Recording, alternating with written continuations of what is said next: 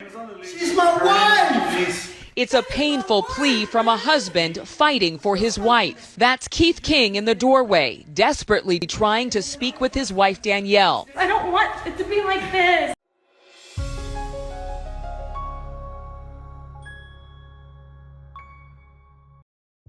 Whoa. This one is heart-wrenching to watch. Matters of the heart is very contentious. Very contentious. It will make you do things and say things that you don't really mean. But imagine that you've been married in a long-term relationship with your spouse, thinking that everything is good, and come to find out later on that he or she has been hiding something. And when you're in love with that person and infidelity happens, it breaks you down, make you wonder, what did I do wrong? Did I say something wrong? And you go and try to fix it. You try to ask all the questions. You go in hyperactive mode trying to figure out, what did I do wrong? But you are not able to get the right answers because nothing you can say or do will change the outcome. Because once a person's mind is made up, it's made up. So in this video that I found, I saw this a while back actually, and I felt his pain. When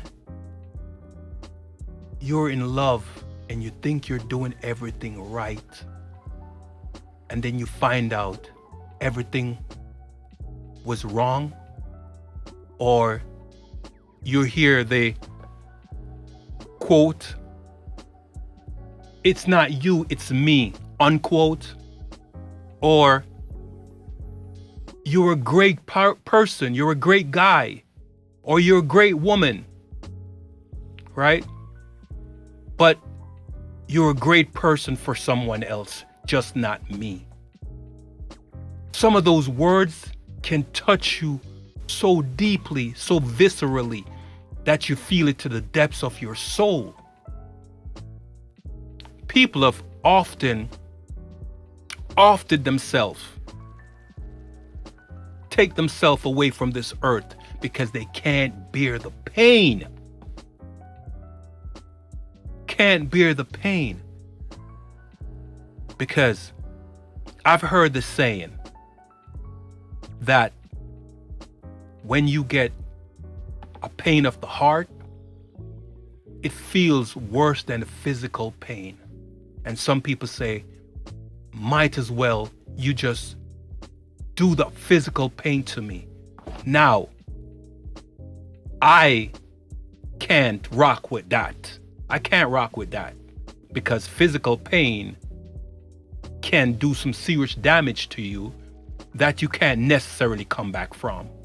Or it may maim you or disfigure your body that you can't really fix. In some of the cases.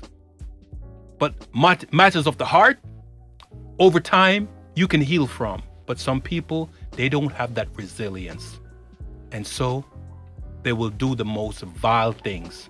They will hurt themselves, hurt the people around them, destroy their family for selfish reasons, right? Whether it's the person that's cheating or the person that was cheated on, and now they get so vicious and vile that they do something that destroyed and remove the entire family from the face of the earth.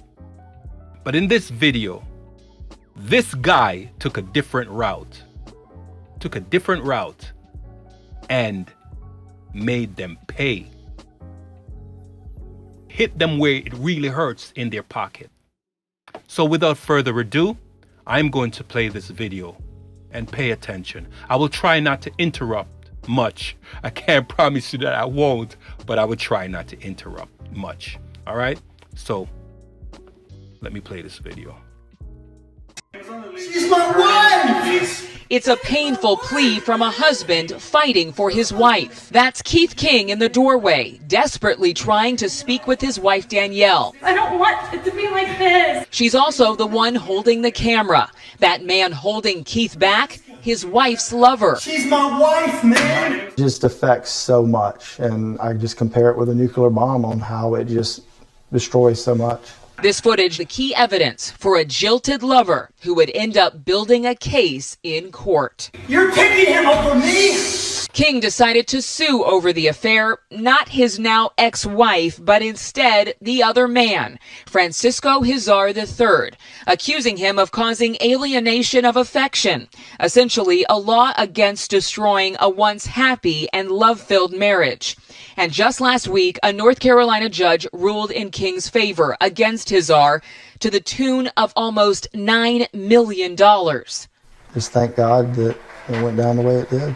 According to the law, often referred to as the heart bomb law, a plaintiff must prove that there was some genuine love and affection during the marriage, and evidence that shows that love and affection was destroyed by the wrongful or malicious actions of an outsider. These are antiquated laws from a very different era when women were effectively considered the property of their husbands. While most states have gradually abolished the law, it's still in the books in 6 states, including North Carolina. One would think these days that a person can decide for themselves, do I want to stay in this marriage or not stay in this marriage, and that the other party doesn't end up being financially responsible no matter what happened. That's not the case in 6 states. After growing suspicious in 2015, King says he began over time gathering text messages, Facebook posts, hotel receipts, and phone records. I called from her phone, so obviously he thought it was her calling.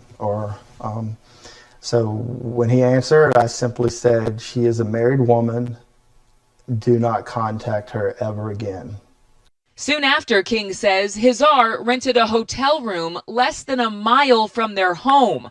The affair going on and off through 2017, as he says he tried in vain to save his marriage. I prayed about it, and then as things continued to spiral, we attempted to do marriage counseling. Although in court testimony, Danielle said it had been an unhappy marriage from the first year. It would come to a head in that doorway. A couple's worst moment turned evidence towards that whopping ruling. I never even knew what the damages were. I'm just happy that it went the way it is, and you can't hide the truth, so that's what happened. These cases vary wildly because you have to find the right jury or judge who will be appropriately angry in the right state. And this isn't the first time alienation of affection has been used in North Carolina. In 2010, Cynthia Shackelford was awarded $9 million after suing her husband's alleged mistress, Ann Lundquist. A North Carolina judge sided with Shackelford after her claims Lundquist embarked on a scheme to seduce and steal her husband, Alan, destroying their 33-year marriage. If someone's divorced, that's one thing, but as long as a couple is still living together as man and wife, still the same home, the same bedroom, the same bed, lay off. Lundquist later appealed to reduce the award to $1. The court denied her motion. But the law doesn't just apply to an ex-partner's lover. Because they're... Wait. Let me back that up for a second. So the woman appealed to reduce the amount that she has to pay to $1. That's how much she valued the relationship that she broke up. $1, right? No consideration for what she did to this relationship. Now, you can say that it's not the outside person that caused this to happen. It's the spouse from the marriage that caused this to happen. However, it takes two to tangle, right? It takes two to tangle. Imagine if somebody wants to cheat, one or two people, they will find any ways, any means necessary to do it. Whether they rent a hotel, sneak each other, one partner sneak the other partner through a window, wait late at night, open the door and let the other partner in, do it in the car, right? Meet somewhere, meet in a park. They'll find a way. A cheater will always find a way to cheat. That's just how it is. Because not many people have the confidence in themselves to tell the other person, hey, I can't be in this relationship anymore. So let's break up. Normally, what tends to happen is that one of the spouse will cheat. And then from cheating, they will decide if that person that they cheated with is the right fit. Usually they make the determination, they make the final determination and conclusion when if the sex is good. So if the sex is good, they're going to leave their spouse to go to the other person. Because now, typically what happens is that if a woman is going to cheat, they will already have someone waiting in the balance. Somebody's sitting up there in the bleachers waiting, right? They have that person. If the man is going to cheat, he might have the other person across town, across the city, somewhere, right? But either way, when a person is going to cheat, they're going to cheat. Let me continue. The same bedroom, the same bed, lay off. Lundquist later appealed to reduce the award to $1. $1. The court denied her motion. But the law doesn't just apply to an ex-partner's lover. Because there does not have to be a sexual component to an alienation of affection claim, almost anyone is a target, potentially. Your mother-in-law could alienate you from your wife. Your coworkers. What if it becomes open season on all of those things? Think about the potential. Jim Sexton is a veteran divorce attorney and author of the book, If You're in My Office, It's Already Too Late. Divorce is Wow. at its best a knife fight in the Yeah, closet. Jim. You know, and your kids are in the closet and the lights are out and everything you own is in the closet. And so you can just start stabbing away, but you're going to wreck everything that means something to you. He's witnessed thousands of marriages meet their end, but he says that it's often only the most vengeful who use heart bomb laws. When a person comes into my office, I try to help them understand that this is a claim that is highly unlikely to succeed from a financial standpoint and may ultimately cost more to prosecute than they stand to gain back from it. But very often people just need their story to be heard. For his part, Huizar plans to appeal. As for Keith King, he says though he's satisfied with the verdict, the heartbreak has taken a toll. At the time that my marriage, I felt like, got attacked, I was at the point of my life of everything I've been successful in my career. And I found a wife, and then we had the cherry on top was my child. And then it's of what's happened, it's just caused so much divide. Well, guys, ladies and gents, thinkers and sayers, this kind of situations can bring a person to their knees. It can bring tears to the toughest, roughest looking man. Bring tears to his eyes. Make him bawl like a little baby, curl up in the corner, sobbing like a little baby. It can make a woman become very, very vile, very, I would say, incredulous, right? And when you are in these emotional state, it is so difficult to pull yourself out of if you're not strong. I will say this. People, if you're in a relationship and you're not happy, have a discussion with your spouse. And in today's times, many people say with your partner. whether you say with your spouse or with your partner, you should have a discussion.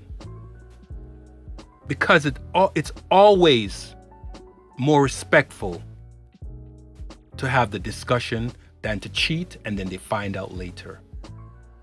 Right? And you don't want that to happen. You don't want that to happen. Because when that happens, they lose respect for you. And when they lose respect for you, if you have children, the children could also lose respect for you, or the children could be used as a weapon against you. The children could be weaponized, right? And when a person becomes incredulous, they won't believe anything you say. Nothing you say. It would be like talking to a brick wall. Nothing is going through. Might as well you just give it up before you even start. Because once a person, when you betray a person, it's hard to come back from that. And oftentimes men cheat on women cheat on man, and we may decide to forgive and move on. But that fear still resonate with the person that the harm was done against. Let me use the word victim. That fear still resonate with the victim. And it's hard to get rid of. And the person that was hurt become hypersensitive, hyper jealous. If they were slightly jealous, or say, I was not jealous, I'm just concerned. That concern becomes hyper jealousy. They will follow you. They will go through your phone. They will go look at your underwear when you take it off. They will bug your car. They will pop up at your job because they don't trust you anymore. So it's better to be honest with the person rather than cheating. So with that, I will end it here. But before I go, remember to question everything, because if you don't question everything, you may fall for anything. Think and say. Have a good day.